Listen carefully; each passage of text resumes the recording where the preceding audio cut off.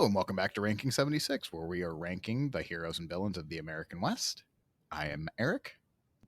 I'm Matt. I almost said I was Matt. I don't know where the hell that came Again, from. you did that earlier Did I before really? too. Well, Yeah, remember a couple like first or second episode. well, that's weird. I'm definitely Eric. And today we're doing our third Native American leader, and it's a big name, but probably not as big of a name as Sitting Bull Crazy Horse. Today we're talking about Red Cloud. Red Cloud. Never heard of him. He is a Sioux leader, and we'll get into it. He has quite the life. It definitely takes a turn. And then, just like our Tecumseh and Tenskwatawa episodes, the tone of these episodes might be a little bit different because, as I said then, there's just not as much that's funny and or entertaining about this Native American journey through this time in our history. So keep that in mind. I also want to put out the caveat: I am not part of the Sioux Nation. If you are Sioux, Lakota, Blackface, please reach out. I'd love to know more what I get right. And then just from a narrative perspective, I might be using some general terms like war leader, war chief. I know those aren't the actual Dakota words. I'm using it just to kind of keep consistent vocabulary going. So keep that in mind as well. So with that said, I think we can just jump right into it. Unless, Matt, you can tell me everything about Red Cloud right now. He was a leader He sure was. Okay. in California. Just kidding, Arizona. Just kidding, New Mexico. I mean, you can keep guessing. It's you. I'm just kidding. It's Tennessee. Let's get going. Oh dear. Red Cloud was born near modern-day North Platte, Nebraska, in 1822. Matt, where did you grow up? Minnesota. No, yeah. What state? And South Dakota. Mm-hmm. So he was a neighbor, essentially. Anyway, born in North Platte, Nebraska in 1822, his parents were Lone Man, a rural Lakota leader, and his mother walks as she thinks. Red Cloud gains his name from a meteor that had burst through the Earth's atmosphere a couple days before that had turned the sky red, which is pretty awesome. Awesome. Like, I know. Tecumseh had a comet. Red Cloud has another one. It's just, that's so cool to be named after a comet. I mean, anymore, there's nothing cool that happens anymore. I mean, I'd be named like Street Light Out or something like that, you know? Oh, burnt out bulb is definitely the name Right. for you. Yes, 100%. Nailed it in one. Wah, wah, wah. Thank you, everyone. Good night. Have a great We're night. not topping that. Red Cloud's father dies of alcoholism when Red Cloud was rather young. Now, there is another version. This is Red Cloud saying that his father died when he was very young. There is another version where his father actually lives until Red Cloud is in his late 20s. I'm going with Red Cloud because that was in his autobiography. So Red Cloud in his autobiography said his father passed away when he was a child. When he was very young from alcoholism. Very key distinction. His mother then takes him to be raised by two uncles, Chief Old Smoke and Little Hawk. Oh, White Hawk, I'm sorry. The tribe's military leader. By the time he was 4, he is sitting at council fires and watched Old Smoke nearly get usurped by a man named Bull Bear. Bull Bear is forced to leave the tribe with his followers. And as he leaves, Old Smoke, again, Red Cloud's uncle, has dirt thrown in his face, and thus becomes the rumored start of the black-faced tribe of the Sioux that Red Cloud is from. The Sioux themselves are nomadic. They don't stick around for longer than one season as they follow the buffalo herd for food. Young Red Cloud would pack up season after season listening to his uncles talk about Wankantanka, the religion of the Sioux. Between hunts, Red Cloud would play games that would not only meant for play, but were intended to help him as the young men became warriors, including fun games such as dodging clubs and rocks. And just how fun does that sound? If you can dodge a club, you can dodge a rock. That is the best game. I bet none of them ever got injured or seriously hurt. Yeah, they all dodged. Everyone was just a bunch of ninjas. Yep. Take this, Red Cloud. Thunk. Ah, what the heck? Hee hee hee hee hee. I just don't see that as fun. I mean, you Get a got club right really to the good. leg. Oh shoot! Oh my leg! Gotcha! You're it. Your leg's broken, but you're it. You're like crawling on the ground. No, please, I don't want to play anymore. They would also play King of the Hill to work on their stealth at night. The king would be able to keep all the toy weapons to himself. Sounds about right. Yeah. Yay, kings. They would be given play arrows around 4 years old, and they would take aim at small items from a distance. American onlookers would marvel as the young men could hit a pencil or something as small as a button from about 30 yards away. And as they would get older, the children would be given much larger arrows. Now, it's not necessarily Red Cloud's episode, but Crazy Horse would do something very similar. Instead of actually aiming for buttons, they would actually practice shooting grasshoppers out of the air with their arrows. Jeez, and they actually were able to do it? They were able to do it after time. Apparently, it took, obviously, hours of practice, but they could eventually hit a grasshopper with their arrow. That's so accurate. That's impressive marksmanship. Tenskwatawa shot himself his eye out with an arrow. They're sniping grasshoppers out of the air. To be fair, the eye is very small, just probably not at the distance Tenskwatawa hit himself. Right. Unless he did a boomerang effect. Didn't comprehend that. Before the age of 10, he would be given a wild colt to tame. That's terrifying as a 10-year-old. He spent hours attempting to adjust to rope the horse. He is eventually able to submit the animal and soon is able to ride it without even using his arms and actually uses his legs to steer it, probably with his arms crossed like a boss. I wonder if that was obviously so they could shoot bow and arrows, right? They learned how to do that. I think that's how you could steer, but yeah. Or a fight, I guess. And also they're also riding bareback too. Obviously there's no saddles, maybe a blanket. So yeah, it was handy. It takes a lot of leg strength. If you've ever ridden a horse before, you understand even with a saddle how much leg strength it has to ride bareback and to stay firm. That takes some some muscle. Buffalo hunts were also used as competition. They would use decorative arrows. They could figure out who actually had the killing shot. The meat would go to the group, but the hide would go to the shooter that took down the beast.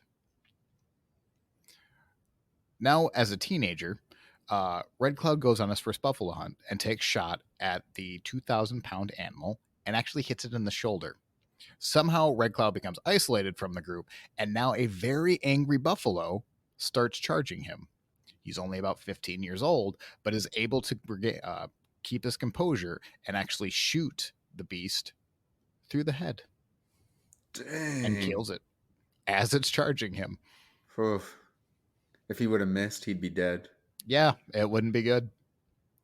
Graduating from buffalo hunts, Red Cloud would be invited to go on raiding parties. Horses were the main prize. The prize of your horse herd, or the size of your horse herd, was directly related to your wealth. Raiding parties were also a way to show the bravery of any young warriors. It was likely the first time the warriors would engage in combat outside of their tribe and their play clubs as they're hitting each other, breaking their legs. At 16, Red Cloud loses a cousin to a Shawnee raiding party. He begs his mother to let him join the war party in order to take his revenge. The club is already kind of suspecting that Red Cloud's heart may have failed him because he's 16 years old and he hasn't gone on a war party yet. His mother finally relents and lets Red Cloud join. And in what might be the coolest way to enter your battle, an elderly woman sees Red Cloud jumping on his horse and says, all excited, he is coming. And when someone else asks, who is coming? She screams, Red Cloud. The 16-year-old then leaves his tribe, his town, to catch up. Under the chants, Red Cloud comes. Red Cloud comes. Red Cloud comes. Ooh, man, that'd be That would be so cool. Like he's just riding away with a smirk on his face. Hey, yeah. Oh, that would be so cool. I want people to chant when I leave. Maybe they do. Maybe that's not a good thing. Thank you, God. Thank you, God. Oh, you don't have to be so honest about it. In the next section, we talk about a couple stories that are pretty gruesome. So if you have little kids or any way squeamish, go ahead and skip to the 1950 mark, and the story will continue. This section is just kind of brutal. Thanks. After a 10-day march, they approach the Pawnees. They wait until the morning signal. They wait until the morning and signal an attack, and use bone whistles to signal the attack. War cries wail out, arrows and musket balls fire through the air. The surprise attack works as the Pawnee discover that they have no horses to ride on to counter the attack. The Pawnee, knowing they are outmatched, can do little but watch as the Sioux come up with their horses, trample men, women, and children from underneath their hooves. At the end, 4 Pawnee are dead, one at the hand of Red Cloud. These raids are not just about horses. Like I said, it is about proving your bravery. These can get brutal. So anytime we mention talking about a raid, it's not a vacation by any means. The next season, scouts see about a dozen Crow warriors about 10 miles away from the horse herd. The Crows, unaware that they have been spotted, do not notice as Red Cloud and 50 other braves sneak up towards them. The next morning, the Crow wake up to the alarm of Sioux cries, and Red Cloud is riding first. He places 3 arrows in the back of one Crow's head. The 10 Crow are handled shortly. Red Cloud is celebrated as he is the only warrior to kill the enemy while they are still armed. The Sioux were the force in the area. A growing reputation of bravery as well as a fiery temper. During one horse raid, Red Cloud kills a boy who was watching the horses. When Red Cloud is pursued by the boy's father, Red Cloud kills him too. When he sees a member of the Ute tribe drowning in a river, Red Cloud initially saves him, only to save the man and then plunge a knife into his head and then scalp him. What? So he so another tribe was drowning. He saved them and then slammed a knife in his head and scalped him. His heart and then scalped him. Yes. Oh, okay.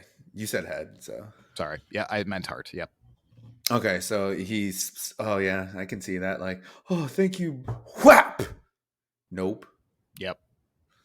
Dang, dude, he's brutal. Oh, He you went don't from have not being able, from begging his mom to go, to like killing all these dudes. right, and you got to think this isn't unique to Red Cloud. Right. This happened all the time. This is tribal warfare. Like Gosh, this is how they fight. what a brutal. That's brutal. What might be the most famous story is that on another raid, one of the Crow warriors is taken alive, and Red Cloud gives him an opportunity if he cannot make a sound on what is about to happen, which is always the worst sentence to hear in the Yeah, movie. I'll let you live. Just don't make a sound. And then they like pull out like a blowtorch. Well, what he pulls out is a knife. He hands it to another warrior who stands behind the men and slowly and meticulously scalps the Crow warrior. The Crow warrior does not make a sound and is allowed to leave, Oh my god. and given a strong warning of who exactly did it and why they don't want none anymore. The guy didn't make a single sound. Do you know his name? I don't know. Didn't I was catch gonna the say name. that dude is a warrior, man. Yep. That's a tough SOB, is what that is. Just one tear just Yeah, right down just his cheek. God that is some dang. discipline. Right? I'd be like, oh god. All right, there's a couple more rating stories. So if I understand, if this isn't everyone's jam, that was probably the most brutal that we're going to go into. But on another raid into Crow territory, Red Cloud grows impatient, thinking that they were near a village.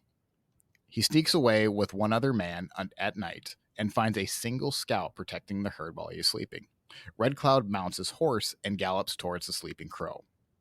The man wakes up just in time to see Red Cloud's war club smash him into the skull. Attempting to escape, Red Cloud shoots him in the back and then scalps him. He returns and explains himself as he's in a little bit of trouble, as he did go against orders, saying that he would not have done it if he wasn't so sure that he was in no true danger and that the horse herd wasn't so close. Since the horse herd was approximately 250 head, Red Cloud is actually rewarded 50 of them. And since the size of your horse herd is directly related to your wealth, Red Cloud is now suddenly pretty well off. He is like rising through the ranks though of the tribe, huh? Yep.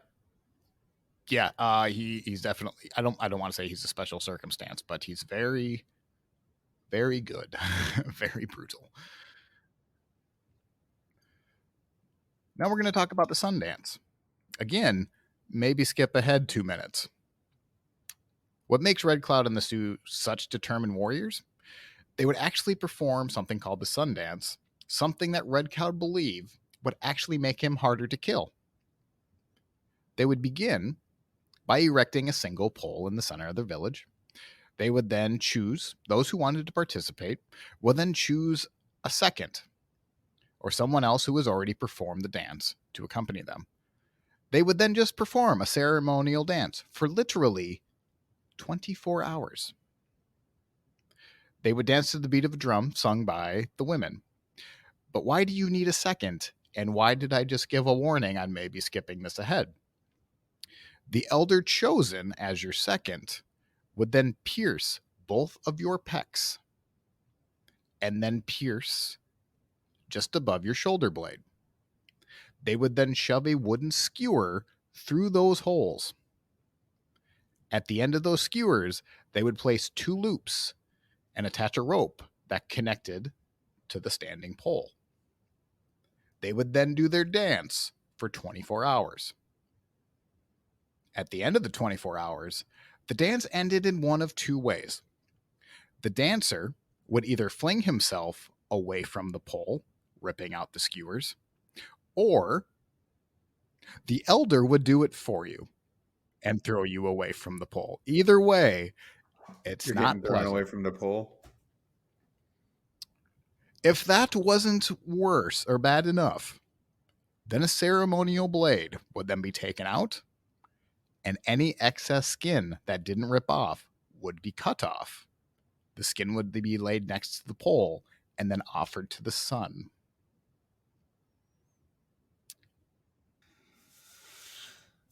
Yep.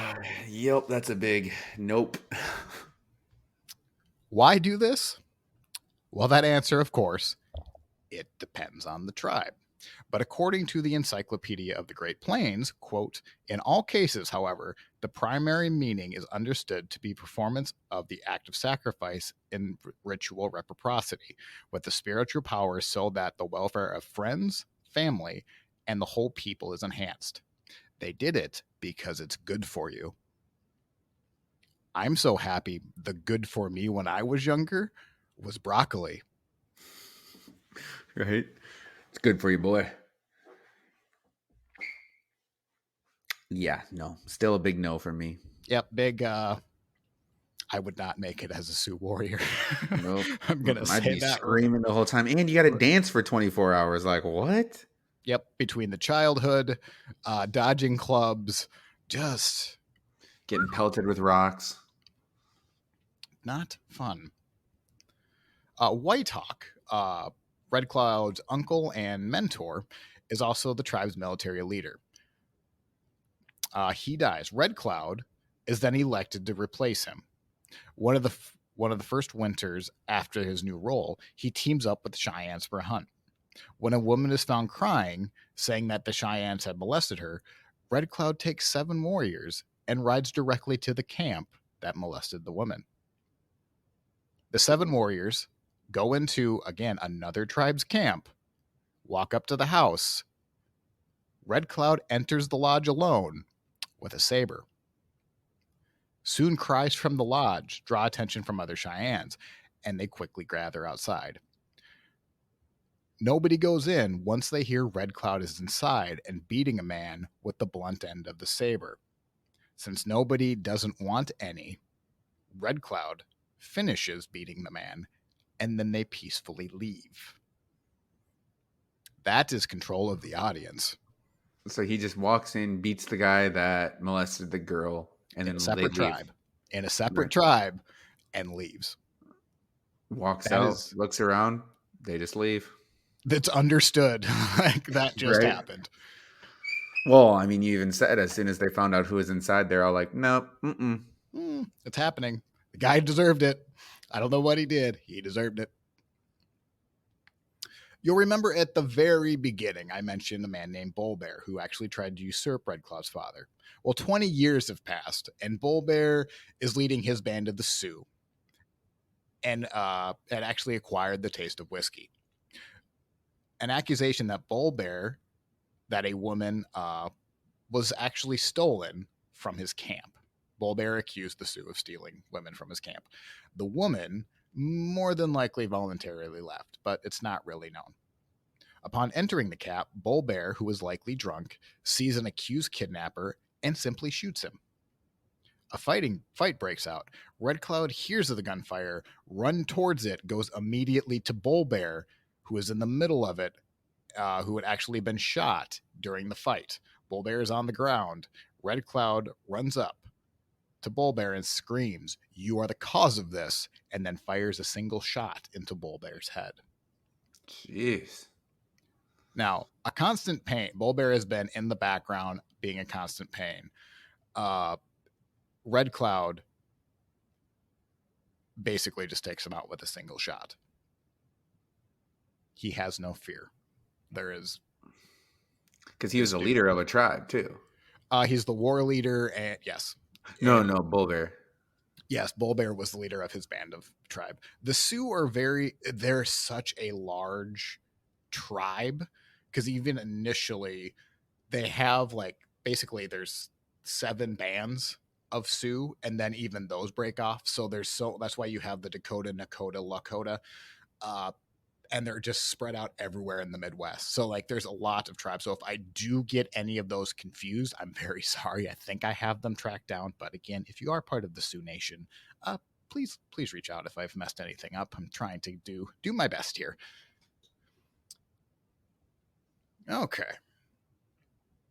Red Cloud is now in his early 20s, and of his action in battle, he is now the leader, the warrior chief of the Oglala tribe and of the Western Sioux Nation. So not just his band of the tribe, but other surrounding tribes as well. Red Cloud is becoming, well, a pretty big deal. But you would think finding a wife, would be fairly easy, but he has just a little difficulty. It comes down to eventually 2 women, one named Pretty Owl and one named Pine Leaf. Pine Leaf and Red Cloud are the love match. But Red Cloud, because his father died as an alcoholic and not in battle, he could really use some political points. Pretty Owl comes from an influential family. Red Cloud is expecting to marry more than one woman in his life, so he chooses Pretty Owl initially. But then it comes time to leaving the dowry. Remember, Red Cloud was gifted 50 horses from being the MVP on that horse raid. He's pretty wealthy with horses, and he leaves 4 horses outside of Pretty Owl's father's teepee and doesn't receive a response. Meaning, It was we need rejected. more. It was rejected. Annoyed, but okay. Red Cloud leaves 4 more horses. A borderline excessive gift. Like, do you remember when Kobe Bryant cheated on his wife and got his wife an absorbent ring? Yeah, it was like Think huge. It was that. a few $1,000,000, I think. Yeah. Think that kind of gift. Again, there is no response. He's not getting happy. Another delivery of 4 horses. Finally, Pretty Owl's father comes out and accepts Red Cloud's offering and agrees to allow him to marry his daughter. 12 horses later, When the two are married, Red Cloud notices Pine Leaf again, the one that he loved, was in the back with a clear broken heart.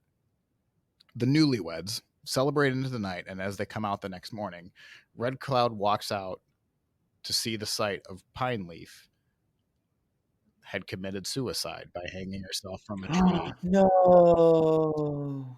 He loved her. Pretty Owl was apparently not able to take the thought of Red Cloud marrying someone else and took her life. Pretty Owl would be the only woman Red Cloud would marry in all his life. He wouldn't take on another wife. Wow. So the gal he married, That's it. one and done. Was it because of that? Yes. Yes, that affected him quite a bit. Newly married, but there can just never be too many raids, Red Cloud sets his eyes on an Arikara camp. When they arrive, they wait until midnight and attempt to raid. They sneak into the village, and on foot, they are within an arrow's flight of the horses. But this has been like really easy so far. Like too easy. And just as they think this might be an ambush happens, and the Arikara rise up from their rifles and bows and open fire. Red Cloud drops to the ground, trying to avoid being trampled by panicking horses and against other from war clubs. Red Cloud pulls himself on the ground, dragging his rifle beside him, and through the night is able to belly crawl to the riverbank, where he is found undetected. He is also able to find a boat and escape. He spends the next 4 days finding small game to feed on until he finds a friendly Brule tribe who is able to take him home. He is the only survivor, and everyone was excited to see that he was the only one to return. Outside of the tribe, trails pop up around 1820, 1830s. Well, they had actually been there much longer than that, but they really start to expand during this time. Along with Eastern newspapers, would describe the plains with descriptions such as wonders and grand and glowing. And, quote, the fisheries are spoken of as the best in the country, and if the fisheries were only equaled by the rare facilities of its agriculture. Basically, they're getting people really excited to move west. Essentially, everything is great. The hunting's great, the fishing's great, the farming's great. You name it, it's the best. For anyone who wants to start life anew, all you had to do was load up your wagons and head west. The Sioux, however, who were living on the land, thought the new traffic was less than ideal in the area. In 1850s, America gained territory from Mexico. Gold is found in California around 1850, not in 1850. Gold is found in California, and by 1850, 55,000 travelers searching for gold, as well as Mormons crossing the plains.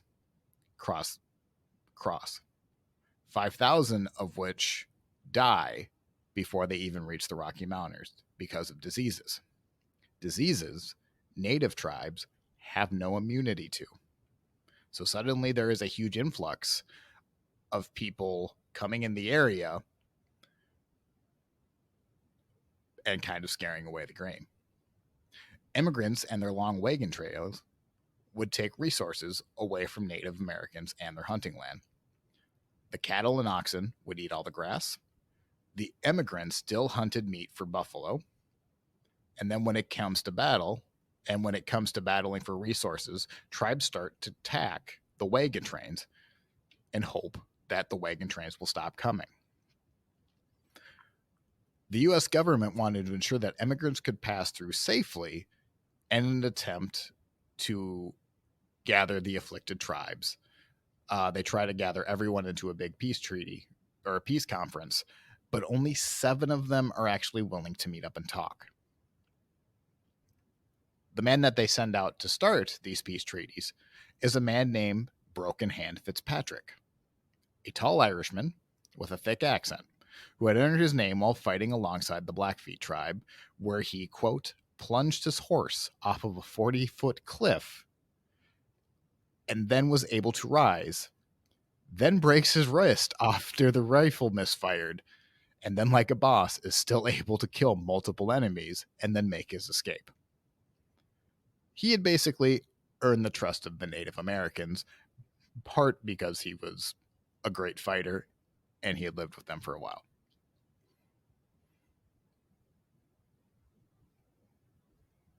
When he asked the 7 tribes to go, they did so.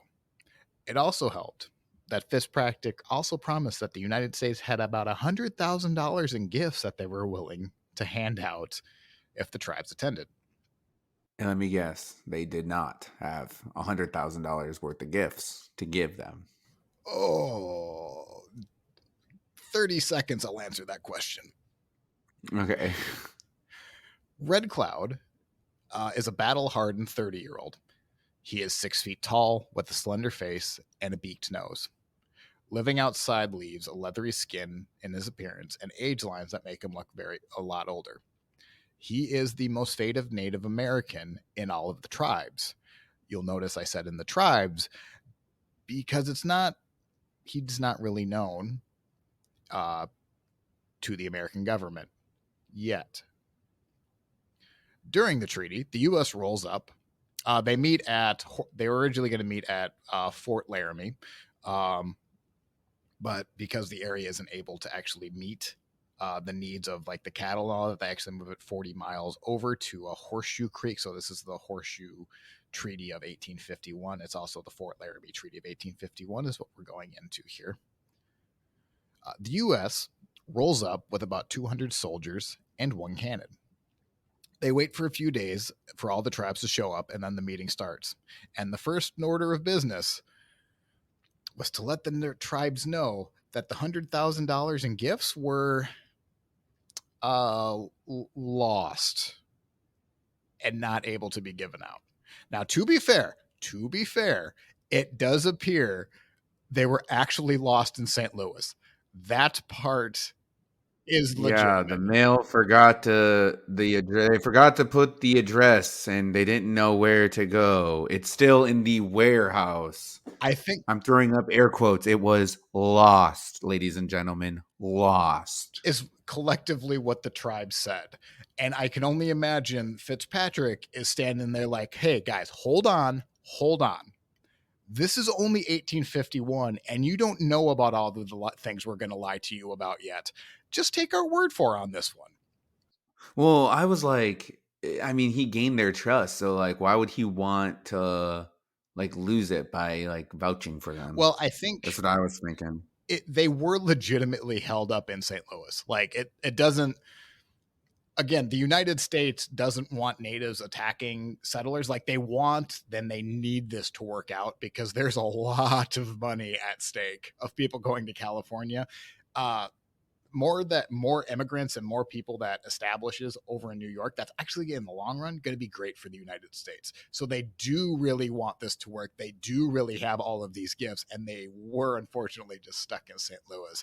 But boy, does that put a rain on the parade right at the start. Wonderful, huh? It's not a good tone. Fitzpatrick introduced a man named Colonel Mitchell, who would actually be carrying on the proceedings.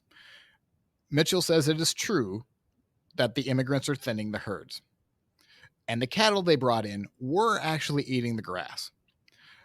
But we're willing to make that up to you with $50,000 in food supplies, hardwares, domestic animals, for the next 50 years. How does that sound? Does that clear up all of the problems? In exchange, the tribes would allow that the immigrants to pass through undisturbed and that U.S. forts and trading posts also be built. Also, you have to agree to territorial boundaries because, quote, civilization is coming, whether you like it or not. So they're not giving them like, I don't know, just seems shady. Hey, let our guys pass. We'll give you this, and this for 10 years. Oh, but I mean, look at this map. This is what you guys stick to, though. And we will get you these stuff. Honey, I know I cheated on you and our relationship isn't going well, but look at this nice jewelry I got you and this car. This fixes all of And our all the problems. while, everything they're saying, they have their fingers crossed behind their back. Because I'm guessing they didn't even give them what they promised. Again, it's only 1851. We don't know all the lies yet.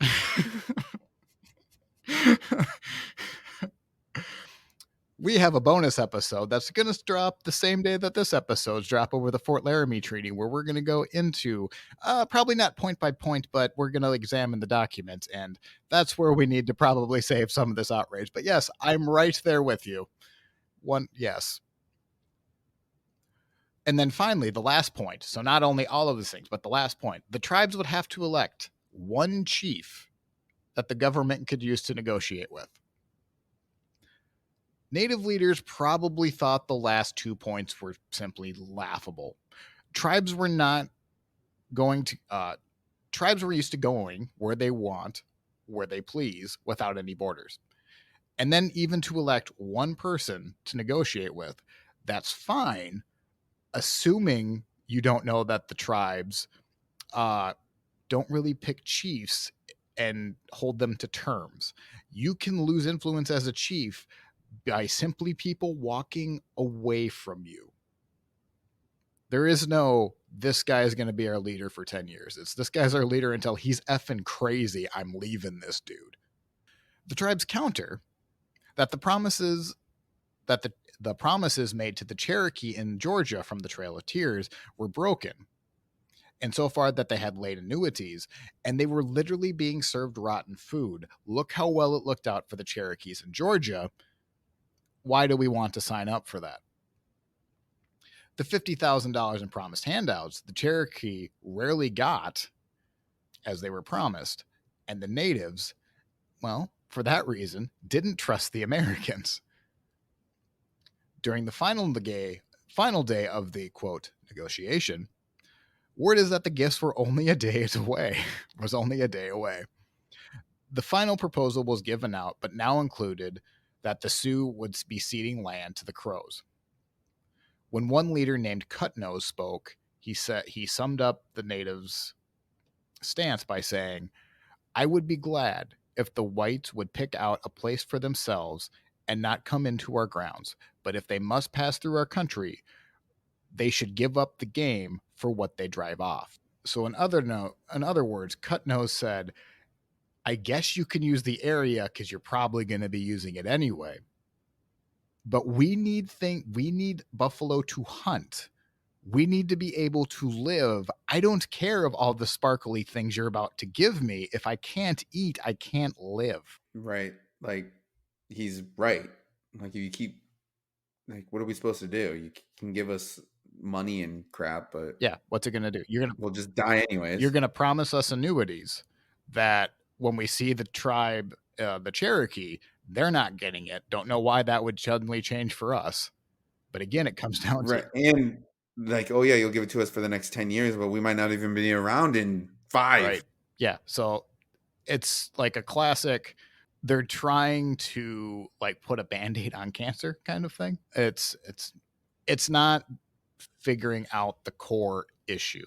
So enough of the 7 tribes sign that the treaty was, quote, a success. Well, I'm saying, quote unquote, success, but I can't put more emphasis on those finger quotes on just how successful the treaty was.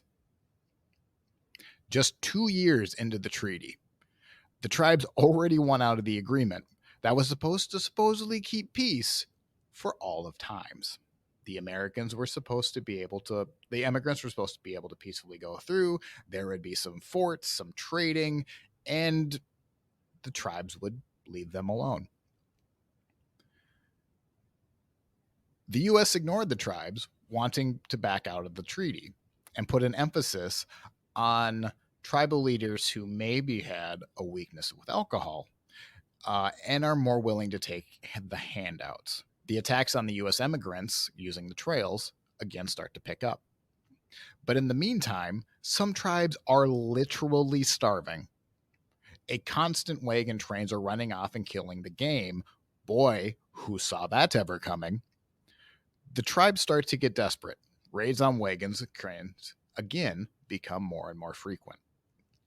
Then on August 18th, 1854, Danish immigrants and recent converts to the Mormon church were heading to Utah. They lose track of just one of their cows that was described as, quote, one sore-footed old cow lagging behind. When a Brule warrior named High Forehead then shot the cow and invited his hungry friends, and then in a feast or famine way, they ate the cow, as you would when you're starving.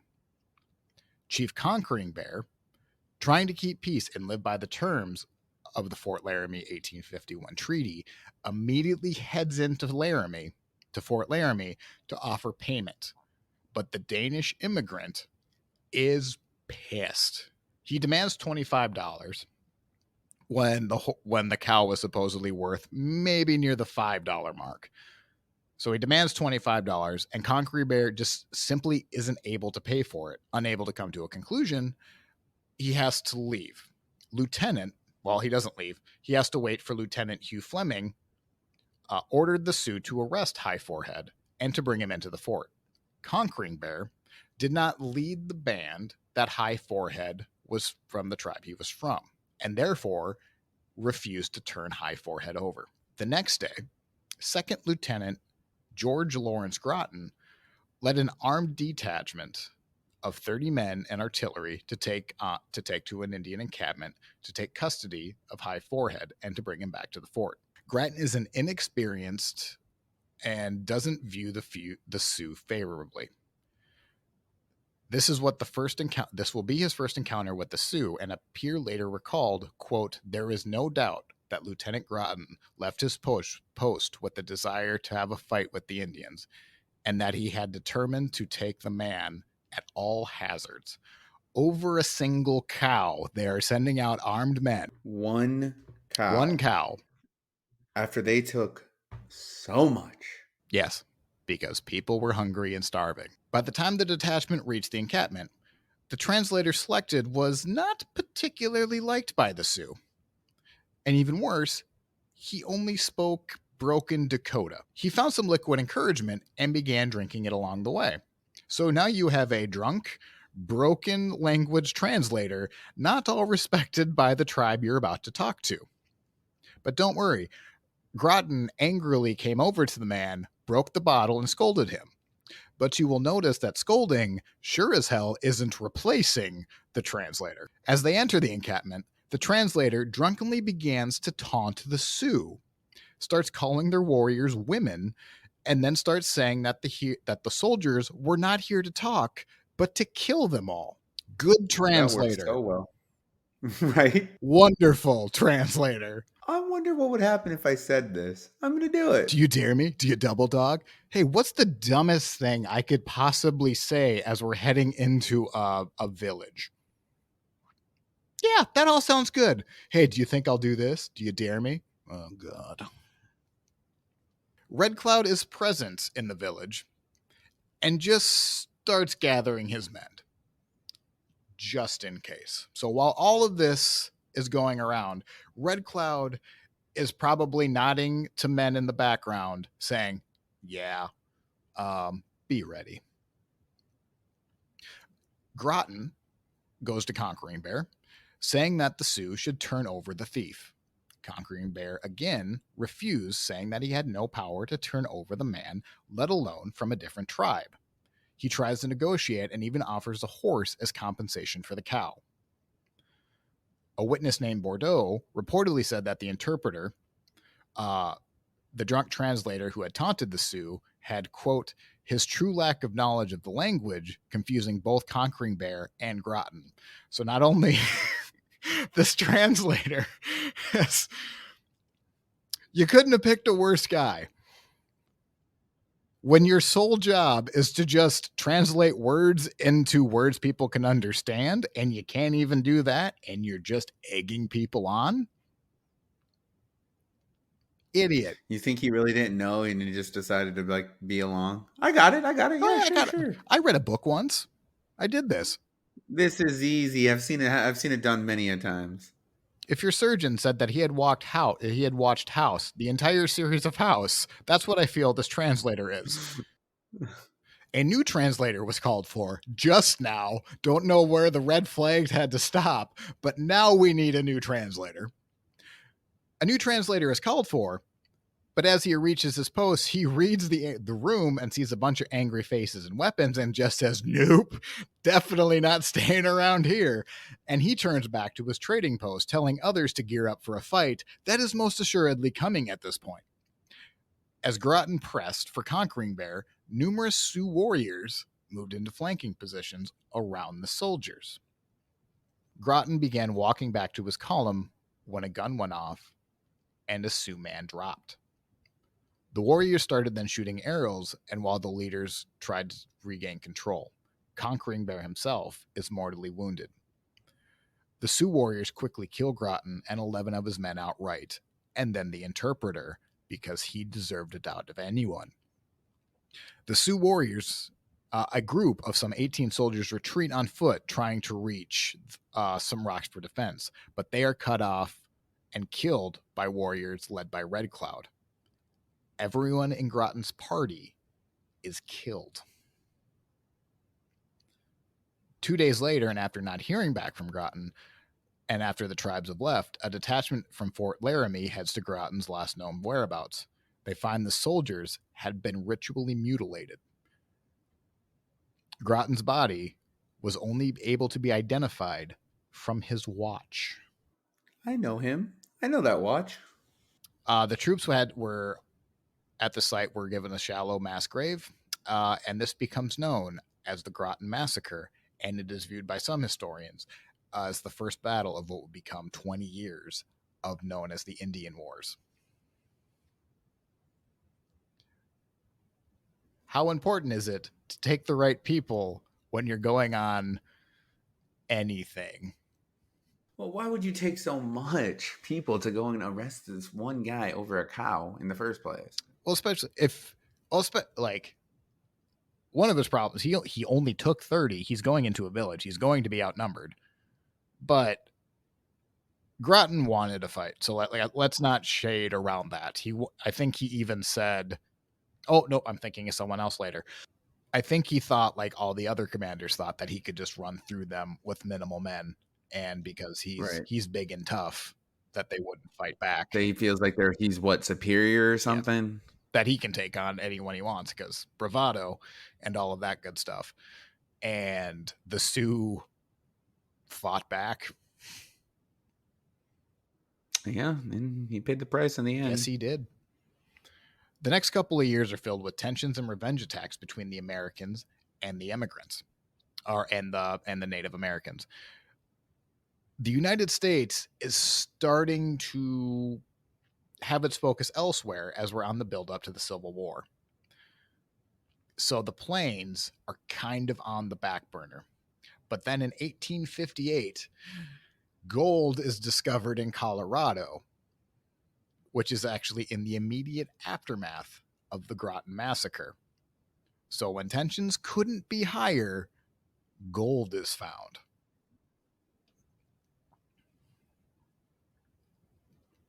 A man named Thomas Twist runs out a revenge party, and he issues an order for any Native Americans north of the Platte River that they would be treated as hostile for simply existing.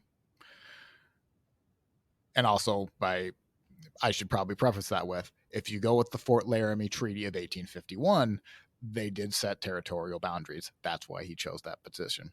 Now, only 7 of the tribes agreed to it. There's some flaws there. The order was designed to allow him to take revenge, admitting that he was looking for the first tribe on the wrong side of the river.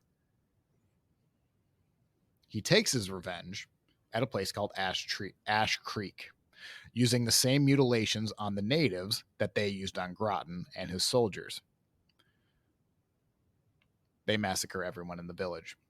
Red Cloud, miles away, is elevated to the chieftain class as the violence escalates, and he receives a visitor to tell him that the Western Sioux tribe will meet for the first time in a ground council, really for the first time in memory. So the Sioux, again, they're made up of 7 bands. They rarely ever meet, and when they do meet, It is kind of like the Super Friends Unite type moment. It has gotten serious. Justice League getting together. Yes, they all have to combine because this is a real threat. During a council, Red Cloud. Now that's a couple years off, but now they're all starting to unify. Which, if you remember from Tecumseh's episode, his main problem was that he couldn't unify the tribes together. Right. So for the tribes to come to that determination themselves is kind of rare. Now, not all the Sioux are going to join because, again, we've gotten into that, but they know that this is a real threat. During a council, Red Cloud knew a united Sioux was the only way to beat the Bluecoats. The Bluecoats being the U.S. Army, their blue uniforms. Battles on equal footing would end in disaster for the natives, as they always have. They had to attack smaller numbers and with an overwhelming force. And it was a good time, as the U.S. again is about to go into a civil war. So I think we kind of saw again in Tecumseh's episode that they're going to ambush and they're going to pull back. They're not going to do an open battle because that's when that's the advantage to the Americans and their more organized training. During that council, and when he was elevated to the chieftain status, he is now the most powerful war chief of the Sioux of this time. He cannot outright command tribes, but he does have significant influence on the actions. Red Cloud thought that this was a good time to strike, and he comes up with battle plans.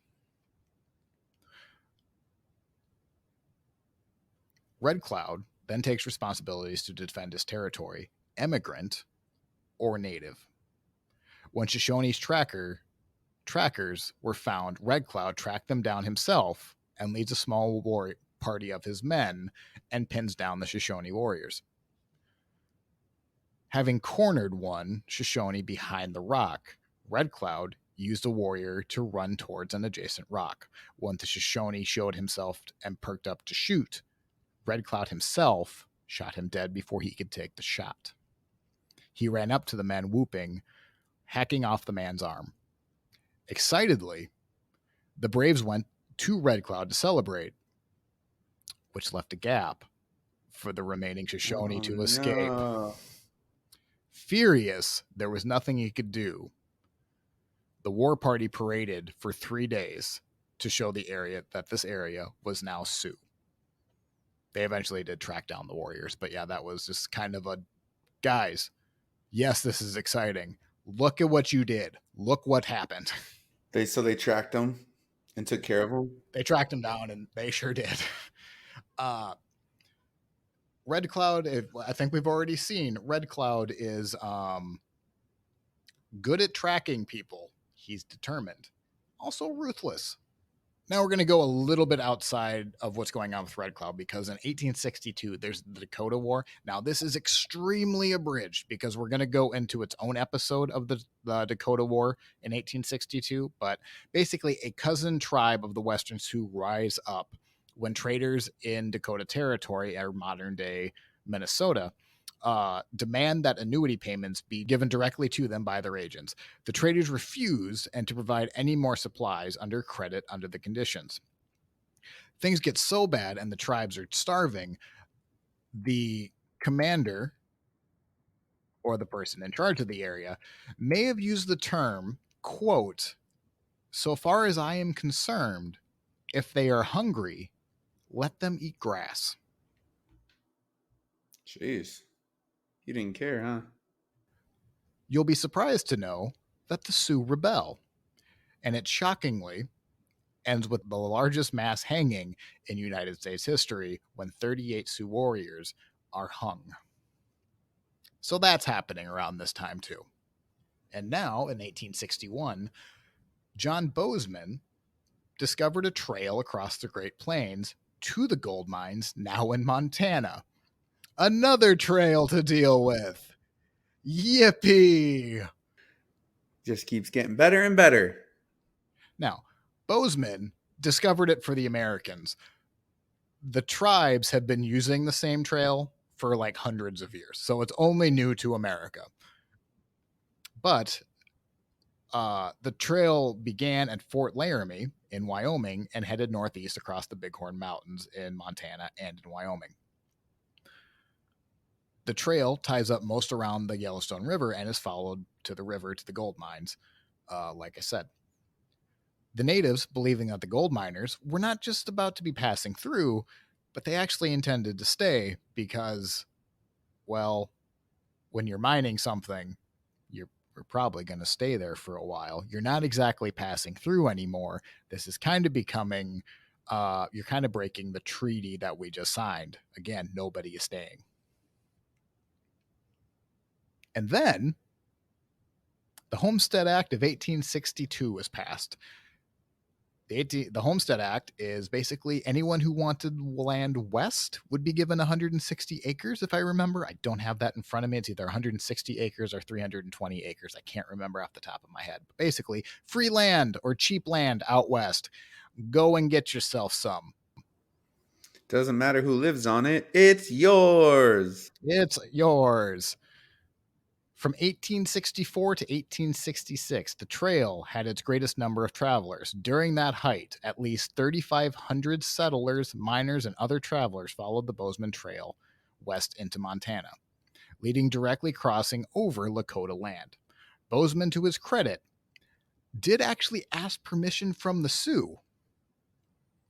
But when he told his answer was no, you cannot use the trail, he did so anyway. Okay, wink, wink. Oh, it wasn't even okay, wink, wink. It was like, well, I'm going to do it anyway, so whatever. The U.S., under pressure, sends soldiers to protect its immigrants. A French-Canadian fur trader meets with Red Cloud named Sam Dean. Sam Dean is one of the few men who actually understands how big of a deal Red Cloud is. As of to this point, the U.S. government did not have a report even mentioning Red Cloud as a leader. Red Cloud, who is now in his early 40s, attempts to enter the camp, and Red Cloud tells stories in this meeting with Sam Dean. When I was younger, he was sent out to investigate a campfire smoke. He finds several hundred trespassing Omaha men dancing the buffalo dance. The Sioux War Party charged at the Omaha, who then scattered. Calling off the attack, Red Cloud goes to the center of the campsite, and then when the Omaha start firing arrows at the Sioux, the man next to him is hit, and instead of attacking the Omaha, Red Cloud helps the man to his side and takes him to safety. Meaning, we the Sioux will help out our friends in need.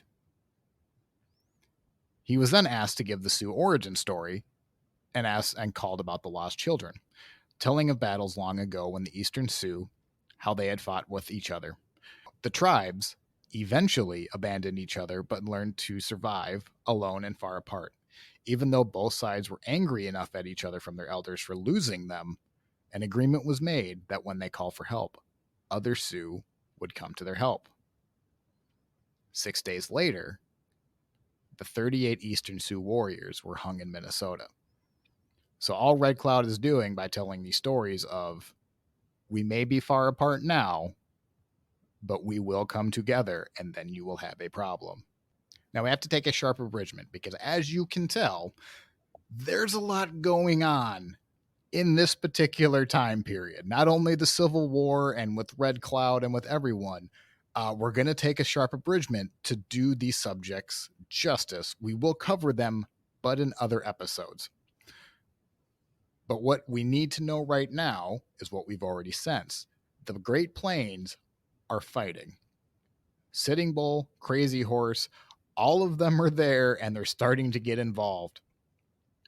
And including the major event of the Sand Creek Massacre happens in this time as well. Again, we're going to cover them. I just want to do them justice outside, and there's already so much in Red Cloud's episode.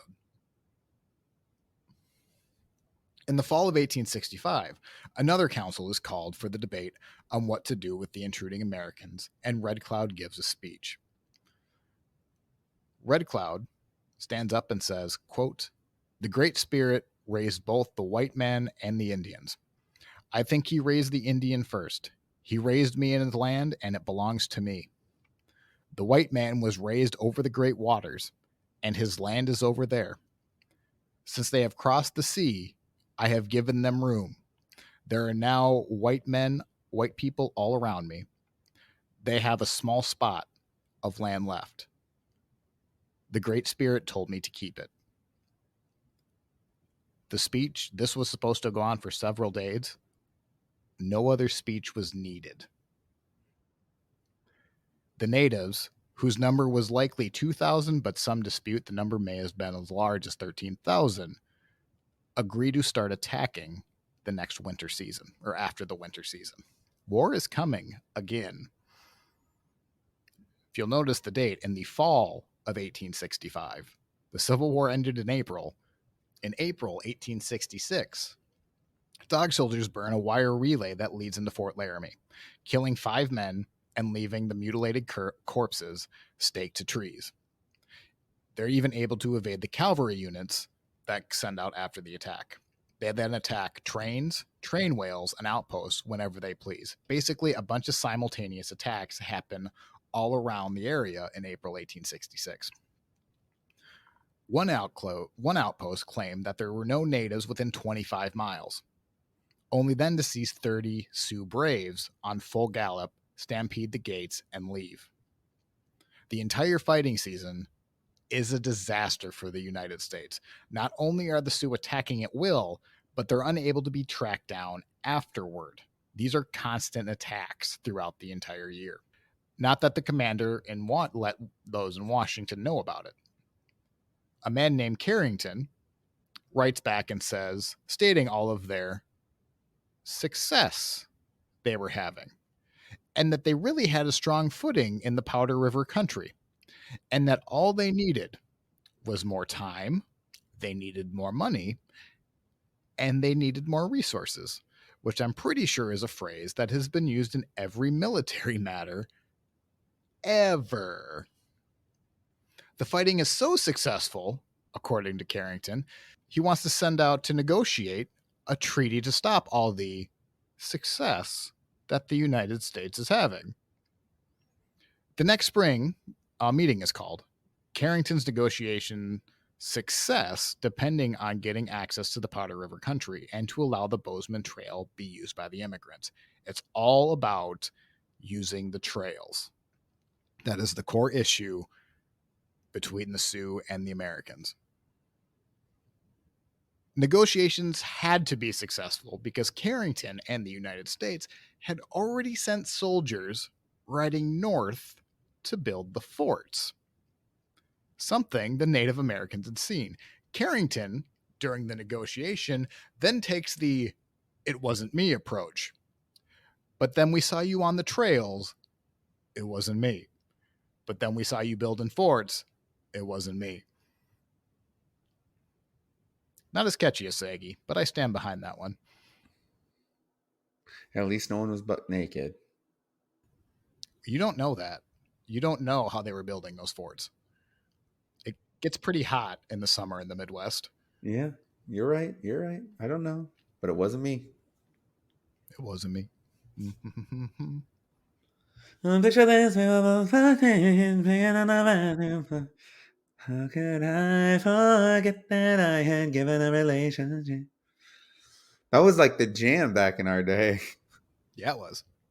What do you mean back in our day? It's still my day. How dare you? Yeah, but now it's all this goofy stuff. Yeah.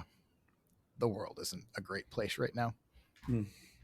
When Carrington calls his meeting, Red Cloud, Crazy Horse, and Spotted Tail are all there. This is a major meeting. Sensing the tension in the rooms, Carrington lets the native air their grievances first. And in quote, many hours later, after hearing the testimony, the main complaints came down to this. The natives were forced to stay in smaller and smaller pockets. The trails drove off the buffalo herd away and stripped the land of grass for their own horses. The trails are causing havoc for grazing.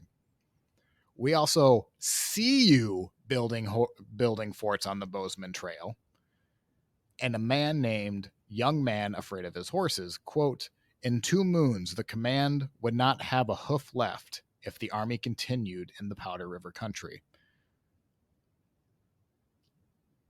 Get out now." Then Red Cloud rose to spoke. "The Great Father, or the President, sends us presents and wants a new road. But the white chief already goes with his soldiers to steal the road before the Indians say yes or no. I will talk to you no more. I will go now, and I will fight you. As long as I live, I will fight you for the last hunting ground." Cheering drowned out Carrington's comments, but then Red Cloud, with a knife in his hand, walks closer to Carrington. He gets closer to Carrington and just walks past him as if he was invisible. The meeting is over, and for Red Cloud and his followers, in an official report filed to Washington, Carrington described it as, quote, "A satisfactory treaty concluded with the Sioux. Most cordial feelings prevail. The feelings between Red Cloud and Carrington are less than cordial." No, everything's fine. We're good over here. Don't you worry about it. Don't listen to what you're hearing. Everything is fine. P.S. Send more guns. So many more guns. Guns, guns, guns, guns, guns, guns, guns, guns, Please, please, guns. please, please, please. Oh, God, please. But everything's fine. Everything's fine. And then you see like the wet mark on the page where the tear was. Right? Shaky handwriting. Must have been really cold when he was writing this letter. Seemed like he was in high spirits. No, it's all politics. Yeah. Look at you and your callback to the Alamo. In the weeks to come, Carrington stopped listening to his scout, who is Jim Bridger, who will also get his own episode. Bridger tells him that maybe he should stop handing out gifts to the natives coming into the camp because they are Red Cloud scouts and they're likely looking for weaknesses. Also, maybe we should do something about the constant natives in the tree line watching us every moment of the day. Just a thought. A chief named Black Horse tells Carrington and essentially just repeats what Bridger has been telling him is true. Carrington is surprised to know that Red Cloud's plan was, and was indeed gathering information. Jim Bridger probably in the background like, "Dude, yeah? What have I been telling you for a couple of weeks?" Carrington has had more than enough warning that Red Cloud is planning. When Black Horse leaves, the man that just told Carrington leaves, Red Cloud catches up to him, trying to flee to Cheyenne. Black Horse gives up all the motions of Carrington and his troops. Again, Carrington, why are you discussing your battle plans with anyone outside of your war room? Don't truly understand it. Red Cloud then plans an attack the next morning. Around 5 a.m., warriors belly crawl and take up over 150 animals before they are discovered.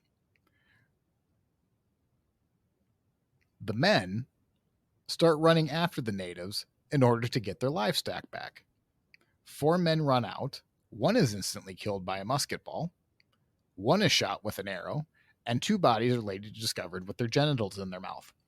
Oh, jeez. It took me by surprise. I didn't see that coming. You're like, oh, 1 was shot, and I was like, okay, that happens quite a bit. 1 was shot with an arrow. Okay, yeah, I can see the fighting. And 2 were found with their. I mean, it's not funny. It's terrible, but I just did not see it coming. It's an obvious ambush, though. Like, I can't understand. Like, yep, they're taking the horses. I don't want to say that I would ever be brilliant or calm in the command, but if they took the horses, well, I guess they just took them. I'm not going to go chasing because there's obviously an ambush coming. Ridiculous. When hearing this, and maybe feeling just a little bit exposed, Carrington starts building life his life literally depended on it, and he builds a place called Fort Phil Kearny. Also writing that he really needs more reinforcements and more weapons, please, because the success is overwhelming right now. I need more men and weapons. For the love of God, everything's fine. I just want friends to come with ammo, rifles, Plenty of please. ammo. Yeah, please. Now would be great. But it's so successful. In the days to come, Red Cloud attacked anyone who was dumb enough to be on the outside of the walls, ambushing the military with 4 simultaneous assaults, one of which the soldiers voted to kill themselves rather than being risked by being captured by the natives. Red Cloud then plans and executes an attack every 4 days from July 29th until September 22nd. They are attacking at their pleasure. The U.S. Army is disheartened to learn that Red Cloud is still going to keep planning his attacks. By the end of the season, Carrington was involved and his men were involved with over 50 incidents of being attacked by Red Cloud's men. But Red Cloud has one final battle.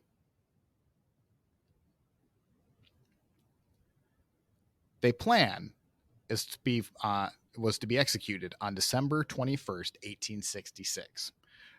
A day that is well below zero. I don't know what that, and that's Fahrenheit. I don't know. I haven't looked what that is in Celsius, but somebody will do that conversion. But it's real cold outside. Red Cloud and his men will wait outside Fort Phil Kearny, and they're basically going to wait for the men to open the gates for the wagon that's going to gather firewood to gather firewood. Once the gates are opened, they would then lure the train farther and farther away from the camp. They would then attack the wagon train to bring more men out of the fort. The goal wasn't the wagon train itself, but to bring the relief party farther and farther away from the troops, or farther and farther away from the fort.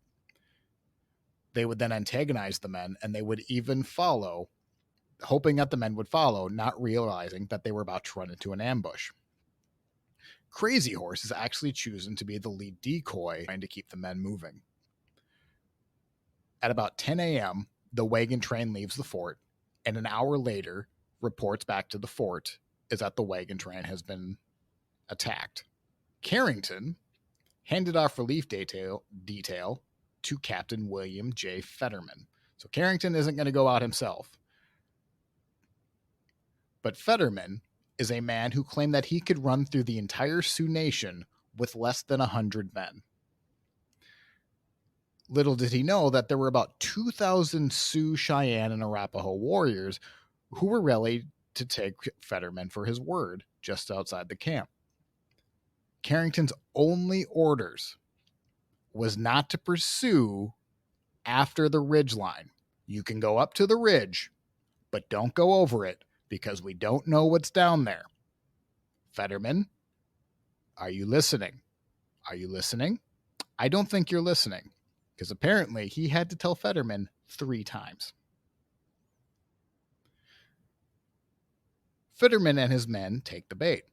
Crazy Horse, again, is leading the decoy, and his men get so close that they actually draw cannon fire. They then taunt the men, making them think that they were the only party, and they were very vulnerable to be attacked. Fetterman just can't help himself, and he gets to that ridgeline, and he just wants to take a peek. I mean, just a small, tiny peek. Yeah, we can do that. Fetterman is met up by the cavalry, heads to the peak. Once at the top, they see a handful of warriors, probably sticking out their tongues and pretending to have lame horses. They also keep falling down, quote unquote, because it's icy. They're about 4 miles from the fort, but Fetterman's thinking, oh, this is just too easy. They can't even stand. and he orders a charge. Once they reach the bottom of the hill, 2,000 native warriors spring their trap and attack. Fetterman and his men have to dismount and form a skirmishing line and try to fight off the warriors as they head back up the ridge that they were definitely not supposed to go down. Do you think he was like, oops? Oh, I've done a whoopsie. This is a Oh, real it's bad just so whoopsie. funny. Like, it's just so funny. They were like, this is easy. Well, yeah, it's a little too easy, don't you think? Like, what were you thinking? They had been attacked all summer with surprise attacks. Why did they think that this wasn't going to be a surprise attack? The true answer is pride. But it's so obvious. So anyway, he's down that ridge and trying to go back up it as fast as he can. However, an estimated 40,000 arrows later, again, that number is 40,000 arrows, Fetterman is found near his men at the top of a slope that they used to cover, for cover. Before the final assault, Fetterman was found lying with powder burns next to his head, assuming that they had shot themselves before the Sioux could actually kill them. Now, there is debate. There is also knife marks across his throat. Native histories see that they actually knocked him off of his horse with a war club and then finished him off with a knife. There's debate there. I don't know which one to believe, but just know he was killed real good. At the end of the fight, 96 soldiers and 58 civilians are killed. Bodies are mutilated, and they're just left out in the open.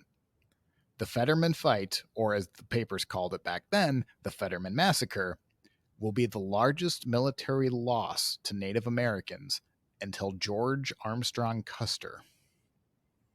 And it is a really close story to Custer's as well. Like, eerily similar. The Indian Peace Commission is organized in Washington with the intention of negotiating.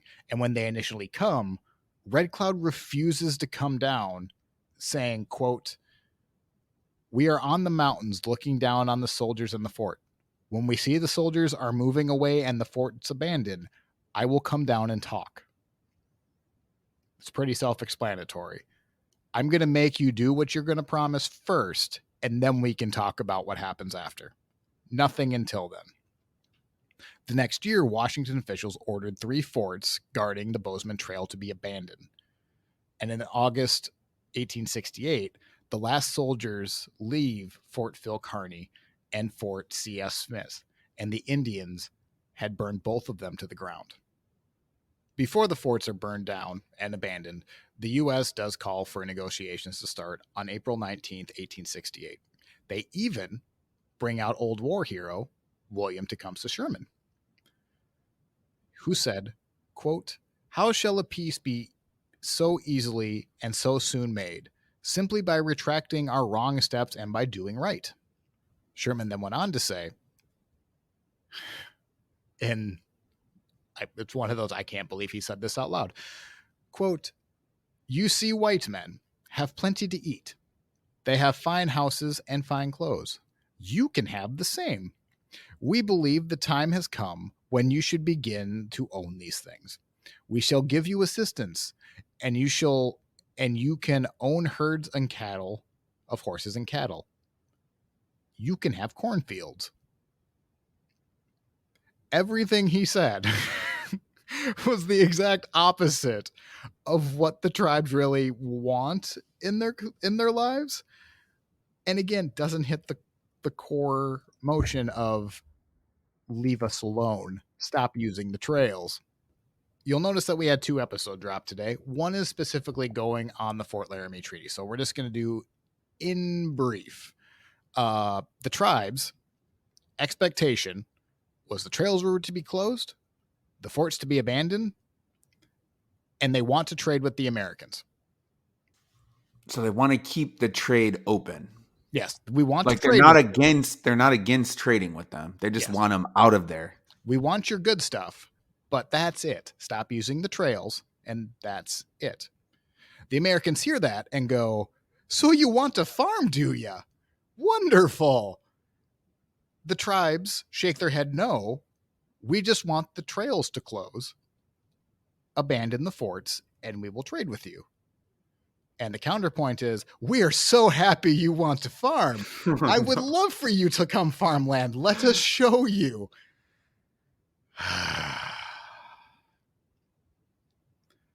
During the negotiation, Red Cloud doesn't actually come because remember, he's in the mountains watching to make sure that the forts are going to be abandoned. Then he's going to come. So he's hearing this secondhand word of mouth kind of thing. We're still in April. The forts aren't going to be abandoned until basically the summer or the fall. But the negotiations start in April. The deal that ends up being the Fort Laramie Treaty of 1868 gave the Sioux most of the Dakota Territory west of the Mississippi River, hunting rights to be given to the land of the Little Bighorn Mountains and north of the Platte River. Soldiers, nor settlers, would never be allowed on Sioux land. Now, in parentheses, and what might not have been known to the natives, or what wasn't known to the natives, was any land that isn't native land is now American land. Right. Now belongs to the Americans. And you can't go on that either. This is the setting up of the reservation system in Dakota Territory. So basically they said, we'll give you this little piece of land, but we're taking everything else. Essentially. Like, we're going to give you a lot of what you want, but you have to now stay on this bordered land. And we'll get into that into the language when we talk about the treaty. As I said before, Red Cloud does not come down for the meeting, nor allow anyone to read the peace treaty to him when he does come down, saying, quote, "I have learned from others all I care to know about that," which is a massive error in judgment. Red Cloud's expectation was that the Americans would abandon the forts, again, close the Bozeman Trail.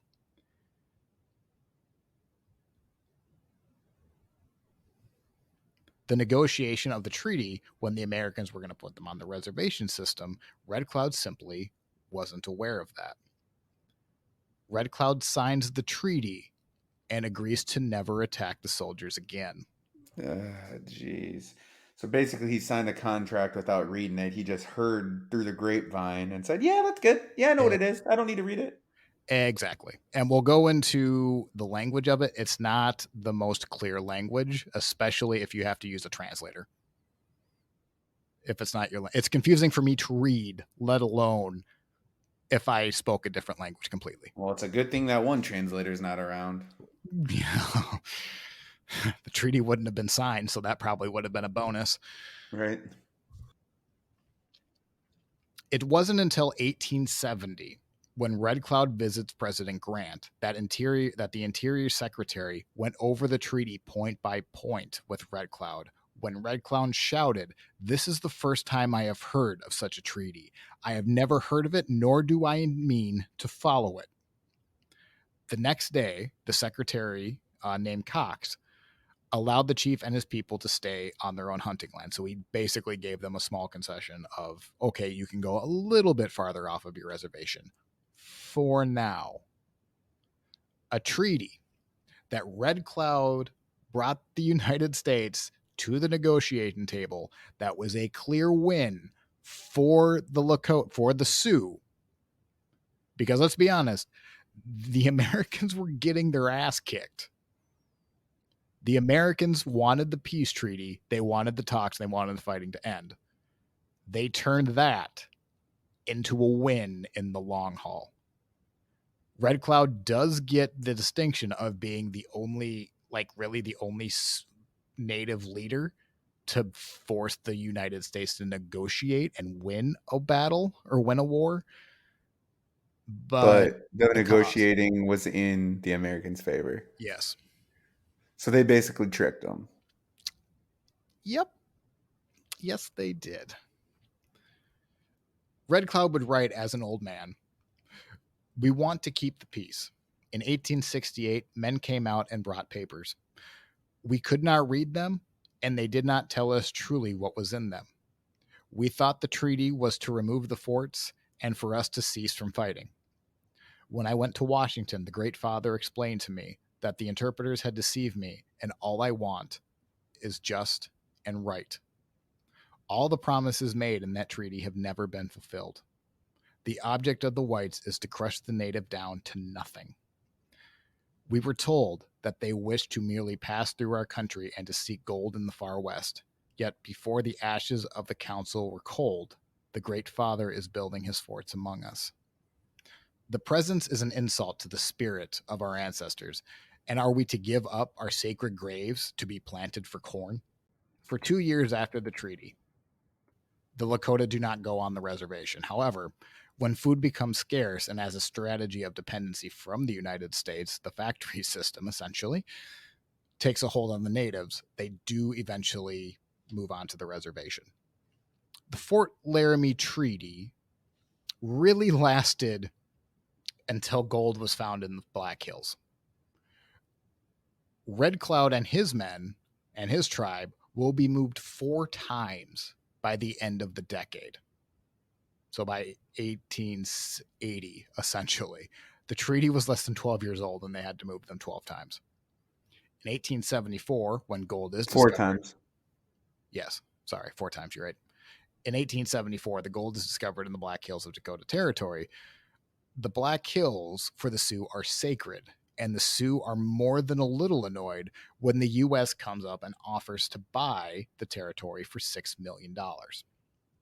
Now, again, this is a bridge we're going to go into. In June is the anniversary of Little Bighorn, and we're going to go over Crazy Horse, Custer, and Sitting Bull. So we're going to go into this a lot more in detail. But as far as Red Cloud is concerned, when they offer the $6 million to buy the treaty or to buy the Black Hills, Red Cloud and the Chiefs offer. And in fact, that $6 million was put into a trust that to this day has still never been claimed. Should the Sioux tribe claim it, it would be worth over $1.3 billion Why haven't they claimed it? because it's essentially selling the Black Hills. Oh, right. Yep, they will never take that money. But it's in a trust? It's in a trust, just sitting there. Dang. Because also, we're going to go into it in a second. The government then went, okay, if we can't buy the land, then you all need to be on your reservations no later than January 31st, 1876. If you're not going to play a game with us, we're going to force you onto the land. We're going to force you to go onto the reservations. Anyone who is not will be considered hostile. Now think of that for a minute. They're making this in the fall of 1875, so about a couple months before. So basically give them like 3, 4, maybe 5 months to... Yes. Now, many Sioux did not even realize they had to move. And if by the time you did find out, let's just say it was December. Well, yeah, I was just going to say in the winter, it's a little hard to get up, pack up, and go. Exactly. It's hard to drive in South Dakota in January, let alone in the 1870s, let alone on foot. Like, are you kidding me? You're just asking for more fighting. But that's for Sitting Bull and Crazy Horse's episode. Again, huge abridgment here. Sorry for repeating that a lot. I do feel bad I have to skip this because it is basically one long story. But the Sioux eventually do lose the War of the Great Plains. Red Cloud spends the rest of his life on the reservation. His reputation is crushed after the Fort Laramie Treaty because now he's an older man. He just has to basically try to keep this people together. And I think the treaty just breaks him mentally. He had spent his entire life fighting. And after the reservation treaty, he just gives up the will to fight. So now it's Well, well, he thought one thing and then another thing happened, So like imagine like he was probably reassuring his people like, "Hey, yep, this is what's happening. This is what's happening." And then boom, it didn't happen and then he found out it was a complete lie. right. And it was kind of not that he. I'm not going to say it was him to blame, but he really should have had someone read that treaty to him, and somebody like really should have been side by. If that person existed and was willing to tell him that, I don't know if that existed, but it is kind of his fault that they're on that treaty. Now you still have plenty of Sioux outside the reservations. Again, um, it really causes a divide in the tribes between treaty Sioux and non-treaty Sioux, and Red Cloud is by default the leader of the treaty Sioux, and therefore anyone outside just despise him. Well, his name was on it, right? His name was on it. Yep, his mark was on it. I wonder why they were winning. They had everything. They could have just kept fighting. I mean, eventually the Americans would have. I mean, the Americans Taken just got over, out you of the think? Civil War. Well, yeah, the Civil War just got over. The scale was much larger. Like it was probably a matter of time. But the U.S. did show up to the negotiating table first. Like they wanted it to end first. So it is a win for Red Cloud and the Sioux. It's really hard to celebrate that victory when you get a gut punch of, yeah, they just kind of took away our cultural life by having us go on this reservation. Like it, I think it would break most people after what should be your biggest triumph is now. People still stuck by him though. A lot did leave because remember in the Sioux you can just walk away from a leader. But yes, how was the reservation system? You'll ask. About as depressing as you would imagine. Red Cloud would say as an old man, quote, most of the reservation land is poor and worthless. Think of it. I used to own rich soil and was well watered country so big that I could ride through it in a week on my fastest pony. I have to go 5 miles for wood for my fire. Washington took our lands and promised to feed and support us. Now I, who used to control 5,000 warriors, must beg Washington for when I am hungry. I must beg for what I own. And if I beg hard, they put me in the guardhouse. Worse land to farm, small buffalo herds, natives are forced to depend on the U.S. for needs. End quote. Red Cloud would watch as his Sioux men become more dependent on the United States and then become more desperate. Around the 1890s, a new religious movement comes up that freaks the American out. It is called the Ghost Dance, and the Ghost Dance is intended to bring the dead back alive, to bring a new form of peace and prosperity back to Native Americans. The U.S. feared that it was actually going to instigate resurrection. Red Cloud tries to condemn the dance and tries to stop it, but he fears that it'll lead to violence, and indeed it does. That in December 1890, Sitting Bull is killed, and 2 weeks later, the Wounded Knee Massacre happens. During the later stages of his life, Red Cloud converts to Christianity and even goes by the name of John around the turn of the century. He goes blind and has to rely on his wife, Pretty Owl, to help him around. He stays on the Pine Ridge Reservation until his death on December 10th, 1809. Did they have any kids? I believe so, yes. So, on that depressing note, we get to rate him. Right. It's depressing, isn't it? Yeah. Very.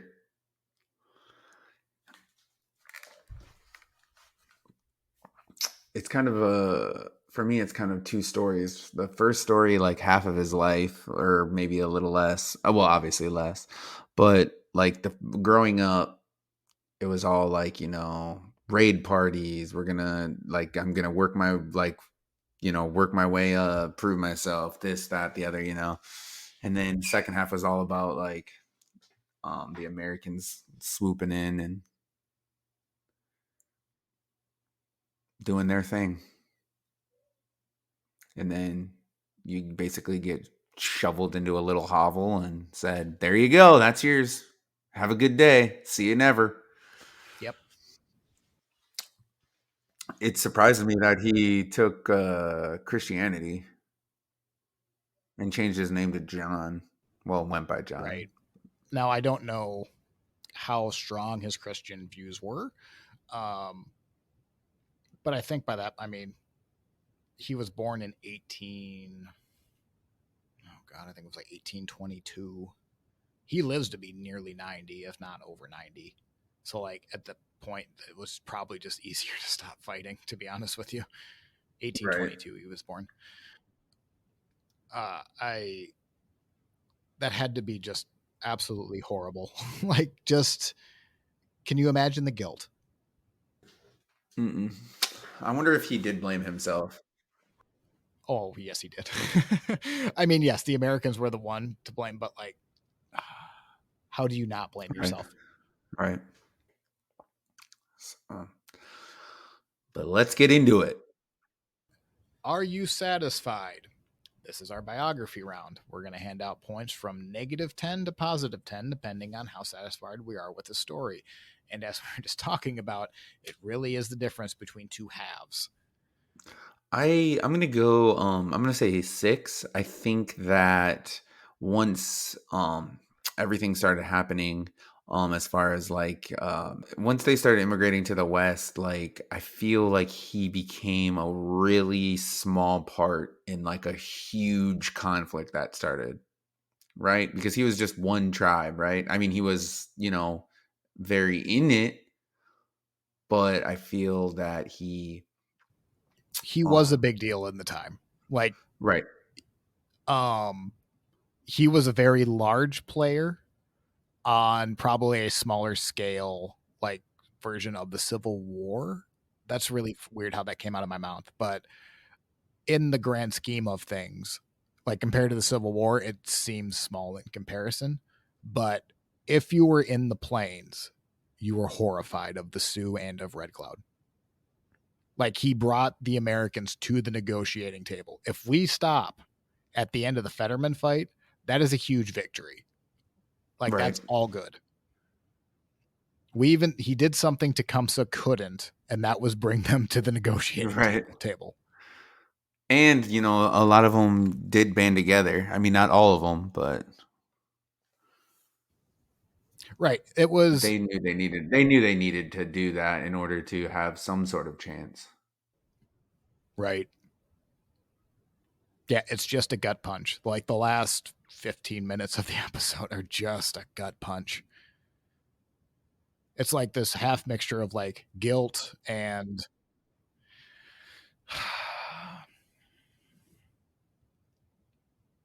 thinking of 5. If you take off the last 5 minutes, it scores higher, or the last 15 minutes, it scores higher. But it really takes a depressing turn for him. He did make a couple errors. I do think so. I mean, Americans brought it to the table, but if only he would have read that treaty, I wonder what would have happened. I don't think much because I kind of take the. I mean, Americans were coming. They were coming anyway. It doesn't matter Right. if he signed it or I not. mean, right, they were winning now, but what happens when, like you said, the Civil War ended, right? Well, they did the same thing at the fort at the 1851 treaty, and Red Cloud didn't sign that, and they still broke it. Right. Yeah, you're right.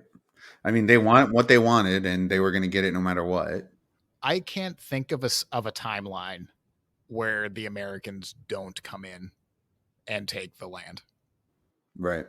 They wanted it, so they were going to give it. I mean, they were offering people like how many acres did you say? Either 160 or 220 or something like that. That's the Homestead Act, so that's Americans moving west. Right, Uh, but right, they were. I mean, they did that, giving away all that land without a care in the world. So, I mean, what would have stopped them from? Oh, you know what? We're losing some battles, so yeah, you guys won this time. No, they would have just kept coming and coming right, and coming. and also think of the economic impact. So, like the U.S. again just went through the Civil War. We're like 12 years removed from the Civil War in 1876, or when gold is found, it's 9 years, less than a decade after. Gold in that treasury sure sounds wonderful, doesn't it? Right. Yeah. So I don't know. There's not. This is probably a larger conversation that needs to happen, but I don't know what's worth how how President Grant, who I love President Grant. This is absolutely the biggest stain on his character, in my opinion. Um, when the natives didn't want to play ball, they forced them to play ball. Like, and we'll see more of that in later episodes. But I don't know what would have been better policy, to just continue to lie like they did, or if they would have just said, "Hey, it's open war on the plains. We're taking everything." Right. The same result happens. I don't know which one I would be more disgusted with. I tend to think the open battle plan, we're going to fight it out until it's gone, would be slightly better. But again, it's still genocide. It's whether it's cultural genocide or physical genocide. Take your pick. None of them are envious. Right. With that said, uh, are you satisfied? He has a total score of 11. Matt gave a 6 and I gave a 5. Next round, be sure you are right, then go ahead. This is our morality round. We are scoring from -10 to +10. And I think just as it's a tale of two stories before, it's kind of the opposite here, because if you met him before he was 40, that was a brutal Be guy. scared. Yeah.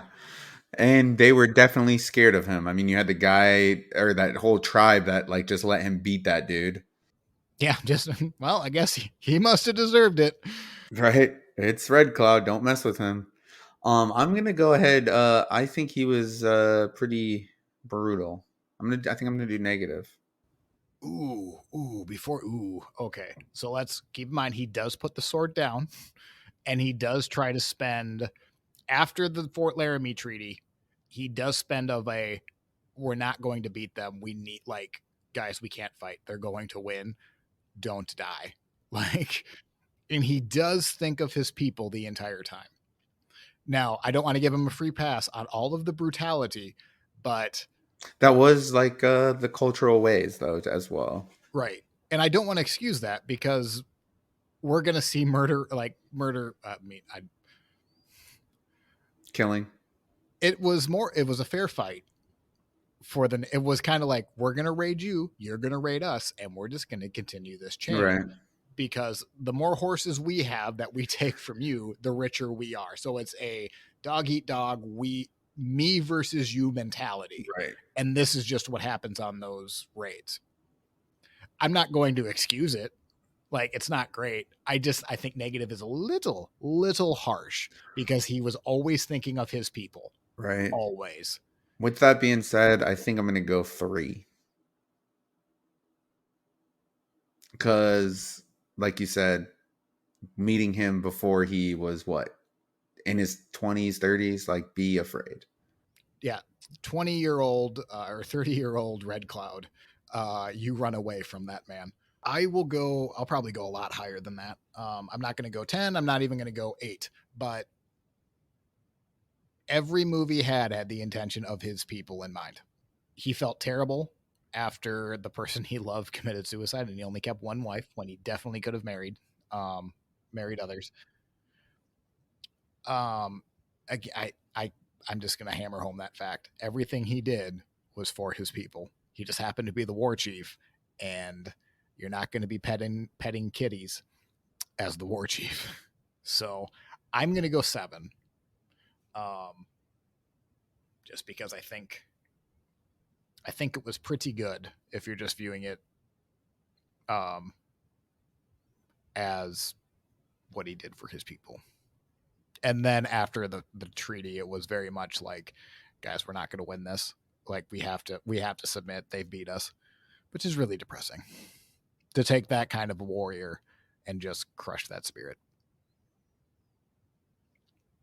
Anyway, 3 and 7, that gives him 10. To hell with the consequences. This is how crazy or clever he was. -10 is crazy. +10 is he was very clever. I'm going to say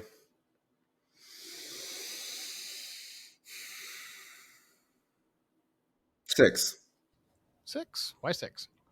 because I think he what like you said he always made moves for his tribe, right? So it's not like he just randomly ran out and attacked a bunch of people, right? For the heck of it. And even when he was a child, like what his first war party was to avenge his cousin, was it? His father. Father. Oof, way off. Um so yeah, like he and then I mean he Oh, sorry, obviously uncle. Yep, sorry. I went. Sorry, his uncle. His father died when okay, he I was was very gonna say young. I My don't fault. remember Totally, him totally. avenging Yep, his yep, father. yep, Yeah, yep. his father died of but anyway, so his uncle. Um and like he obviously got like respect was there from the beginning, you know? What did they chant? Red cloud is coming or Red cloud comes. Red cloud yeah, red comes. cloud Red comes, yeah. cloud comes. So he wasn't crazy, like he didn't go insane even when he's like, guys, we have to sign this, like we will not win, you know? That's after the fact, but yes. Yep. Yeah, I know, but still. I think I'm gonna go. I think 6 is a pretty good score. I might go a little bit higher than that. I might. I think it's easy to forget that when you hear of Native American war strategy, you don't really picture them planning. They just think they come in, they pop in, they devastate, and they leave. So I don't think a lot of war chiefs get a lot of the credit they deserve. And Red Cloud did know enough that he needed to just keep attacking, keep attacking, keep attacking to bring the United States to the negotiating table. And he did that. That's all good. Um, I will take a few points off for not actually. I don't want to take off too many because, again, I don't think it mattered if you read the treaty or not, but somebody should have. Like to take, I understand the stance he took of I'm not going to do anything until the forts are abandoned and then I will come down and talk. Well, they started talking months before that. So, yeah. I'm going to go 7 because I do think he was very clever. He also survived a raid that even when he was ambushed, he was able to belly crawl and get to a riverbank and survive. Yeah. Uh, there's a lot of good stuff there.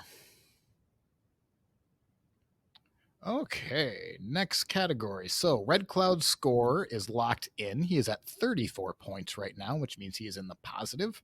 So his score is locked in. So from here on out, we're going to continue to add points. If he had been at negative 34, we would continue to subtract points.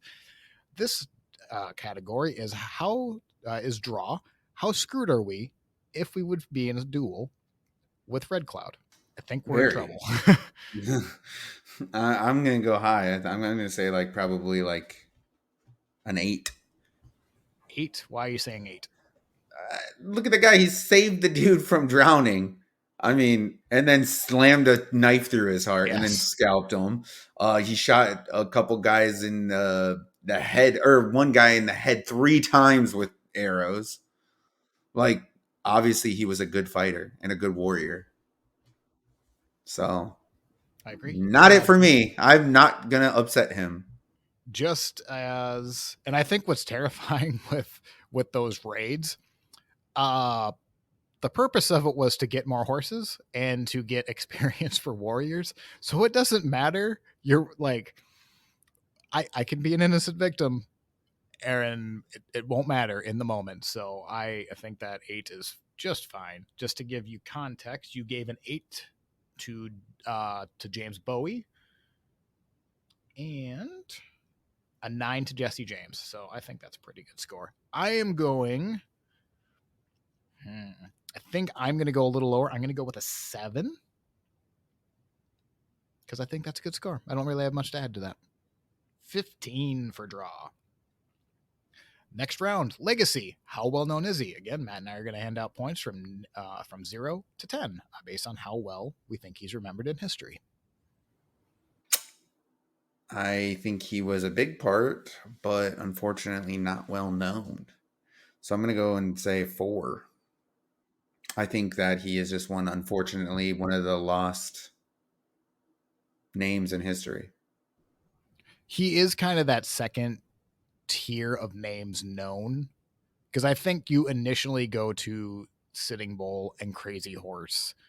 Um, I think Tecumseh is a bigger name than him, but I don't think he's much bigger. I gave Tecumseh a 7, but that was because I really wanted him to be, because I still have my history crush on him. I'm gonna go slightly lower than Tecumseh, 6 or 5 or 6. I will say he is involved in a lot of the lead up that goes into like Sitting Bull and Crazy Horse's generation. Like he sets a lot of that up. He is the one that carries that torch. And he brought the United States to the negotiating table. That can't be overstated. Yeah. I think the book I Yeah, that's used true. was the one sec. What was the? It's a long title. The book I used is "The Heart of Everything That Is" by Bob Drury and Tom Clavin, and they even I don't agree with their point, but they said that he is the only one to win a war against the United States. That basically means that the tribes got everything they wanted, and the United States had to give up a fair amount. I don't really agree with that because one, the War of 1812 happened, and two, the reservation system is pretty damning. But um, bringing the U.S. to the negotiating table is so big. So I think I'm Yeah. going to go with a 7 because I think that's impressive. Sticky. Okay, that brings his score to 11. Next round, death bonus. We're just going to offer bonus points from 0 to 2 points if we think he had an above average death story. And I just don't think he does. No, he does not. So I would say a 0. I mean, he lived a full life. He was almost what, 90, 80, 90? Yep, born in 1822. And we don't know exactly when he was born in 1822, but yeah, lived until 1809. So that's high score, is what that is. I'm also going to say 0. He does a lot of impressive things and he lives very long. But Right. next round, counting coup. Here we're going to find their confirmed ish kills and then divide that number by 10. And this is a 20, real complicated one 25, because 30. all of the above. Red Cloud would claim to be in 67 fights. So, don't quite know Wow. what that means. By just the stories I told in the narrative, that was 6. He also led men into battle. So, if we give him the token point for being a soldier plus 6, that's 1.6. But that number could be so much higher. Right. Yep. So unless you have any better ideas, I'm sticking with 16, but no, that number is probably a lot higher. Up to 67 is what he claimed for fights. So Well, jeez. All right. All right. any any any disagreement, say aye. All right. So that gives him 1.6, or 16 is what we're giving him credit for. So that brings up his final score to 61.6. For context, that is, with our new scores, Wild Bill Hickok got a 60.7. So he just edged out Wild Bill. And with that, we just have one more thing to do, and that is to draft him.